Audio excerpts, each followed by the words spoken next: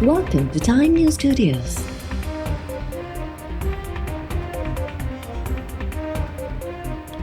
You are watching 2 p.m. Bulletin.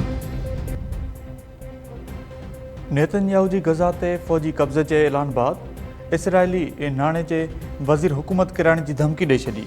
Israeli नाणे वारे वज़ीर बज़िल इस्मोर चयो आहे त मुंहिंजी नज़र में असांखे सभु कुझु रोके अवाम खे फ़ैसिले जो इख़्तियार ॾिनो वञे। यकीन नाहे त वज़ीर आज़म नेतन्याहू इसराइली फ़ौज खे फ़ैसिला ते कामयाबी तरफ़ वठी वञी सघे थो। कुझु ॾींहं अॻु इसराइली काबीना वज़ीर आज़म नेतन्याहू जे गज़ा ते फ़ौजी कंट्रोल जी मंज़ूरी ॾिनी हुई। नेतन्याहू जो चवणु आहे त गज़ा में सिविल इंतिज़ामी हुकूमत क़ाइमु कई वेंदी, जंहिंमें हमास ऐं फ़लस्तीनी अथॉरिटी जी का गुंजाइश न हूंदी। अरब लीग ऐं OIC जी गज़ा ते इसराइली फ़ौज जे कंट्रोल जी मुखालफ़त। अरब लीग ऐं OIC तरफ़ां जारी कयल बयान में चयो वियो आहे त ताक़त जे ज़रिए कब्ज़ो आलमी कानूननि जे उबतड़ आहे। गज़ा ते इसराइली जारहत जी मज़म्मत करियूं था। हमास चयो आहे त इसराइल खे कंहिं बि सूरत में गज़ा ते कंट्रोल करण जी इजाज़त न ॾिनी वेंदी। इसराइल जे हमलनि में अॼु वधीक 47 फ़लस्तीनी शहीद थी विया। गज़ा जी सूरत हाल ते अॼु गॾियल क़ौमुनि जी सलामती काउंसिल जो हंगामी इजलास थींदो। नायब वज़ीर आज़म इसहाक़ डार सां तुर्क परॾेही वज़ीर हाकान फिदान जो फ़ोन ते राब्तो। ॿिन्ही अॻुवाणनि जी गज़ा ते इसराइल जे मुकमिल फ़ौजी कब्ज़े वारे मनसूबे जी मज़म्मत। इसहाक़ डार चयो आहे त गज़ा ते इसराइल जो मुकमिल फ़ौजी कंट्रोल आलमी कानून ऐं सलामती काउंसिल जे ठहिराइण जी भञकड़ी आहे। गज़ा में इंसानी इमदाद जी फ़राहमी यकीनी बणाइण ते ज़ोर। परॾेही वज़ारत मूजिबि पाकिस्तान ऐं तुर्क परॾेही वज़ीरनि ॿितरफ़ो सहकार इलाइक़ाई ऐं आलमी मामलनि ते ख़्यालनि जी ॾेवट कई। Army chief field marshal Asim Munir जो अमरीका जो दौरो, आला सियासी ऐं अस्करी क़यादत सां मुलाक़ातूं। ISPR मूजिबि फील्ड मार्शल आसिम मुनीर अमरीका जो सरकारी दौरो कयो।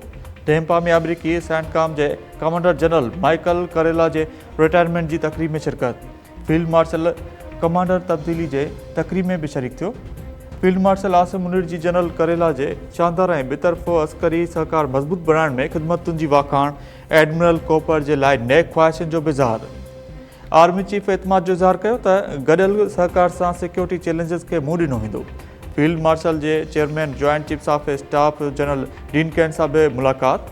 गॾियल दिलचस्पी ऐं पेशावराणे मामलनि ते ख़्यालनि जी ॾेवट कई वई। Field marshal Asim Munir general can खे पाकिस्तान दौरे जी दावत ॾिनी। ISPR मूजिबि फील्ड मार्शल दोस्त मुल्कनि जे डिफेंस चीफ सां बि मुलाक़ातूं कयूं। कंहिं हिक खे बि पाकिस्तान जे जहाज़ खे भारत न किरायो, न ई तबाह कयो। भारतीय एयरफोर्स जे सरबराह जी दावा कूड़ी आहे। दिफ़ा वारे वज़ीर ख्वाजा आसिम ॿिन्ही मुल्कनि जे मौजूदा ज़ख़ीरे जी आज़दाणी तस्दीक जो चैलेंज ॾेई छॾियो। जारी कयल बयान में ख्वाजा आसिम चयो त पाकिस्तान भारतीय बेड़ाक जहाज़ ऐं S-400 दिफ़ाई निज़ाम तबाह कयो। 3 महीननि बाद भारतीय air chief marshal AP Singh बिना सबूतनि जे पाकिस्तान जे 5 बेड़ाक जहाज़नि समेत 6 जहाज़ तबाह करण जी दावा कई हुई।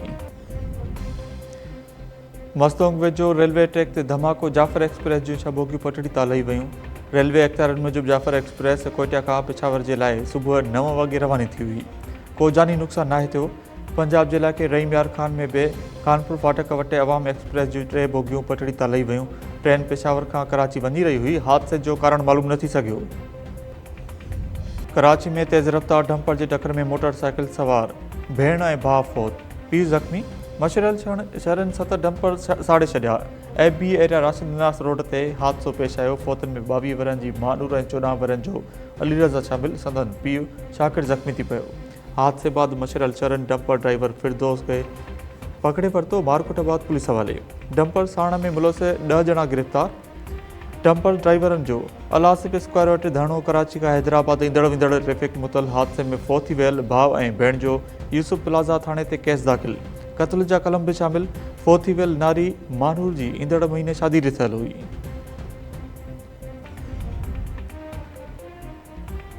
सिंध हुकूमत शहरनि जी जाननि सां खेॾंदड़ डंपर माफ़िया खे लगाम ॾे। गवर्नर कामरान टिसूरी जो हादसे ते रद्द अमल। गवर्नर कामरान टिसूरी हादसे में भेण ऐं भाउ जे फ़ौत थियण ते अफ़सोस जो इज़हार कंदे चयो त वाक़िअनि ते शहरी कानून हथ में खणण खां पासो कनि। सिंध हुकूमत ज़िम्मेवार डंपर ड्राइवर खे सज़ा ॾियारे ऐं शहरनि जे जान सां खेॾंदड़ डंपर माफ़िया खे लगाम ॾे। लाखा रोड भरिसां कासकली बिरादरी जी बिंदुरनि में जहिड़ो चौपाए माल जो वापारी गोलियूं हणी क़तल। ॻोठु करीम ॾिनो कासकली में जवाबदारनि गोलियूं हणी वापारी रहमतुल्लाह कासकली खे क़तल कयो। लाश अस्पताल मुंतक़िल। धुरनि में सिकताण सबबि इलाइक़े में ॾकाव। वाक़े जो न केस दाख़िल थियो न ई जवाबदार गिरफ़्तार थी सघिया। जेकबद भरिसां पुलिस हलकरनि जी मौजूदगी में नौजवान जी तज़लील, नौजवान जो मथो, बिरूं ऐं मुसूकुड़े मुंहं ते कारे मली वई। Video viral. मुतासिर नौजवान सलमान कोसो जे पीउ हुसैन बख्श कोसो चयो आहे त चोरी जो कूड़ो इल्ज़ाम लॻाए पुट जी तज़लील कई वई आहे। ॻोठाणे अकबर कोसो जो चवणु आहे त घर में चोर घिड़िया, हिक चोर खे सोघो कयो वियो। ॻोठाणनि तज़लील जो निशानो बणायो। SHO रज़ा मोहम्मद कोसो चयो आहे त नौजवान सलमान कोसो खे चोरी जे इल्ज़ाम में पकड़े तज़लील जो निशानो बणाइण बैदि पुलिस हवाले कयो वियो।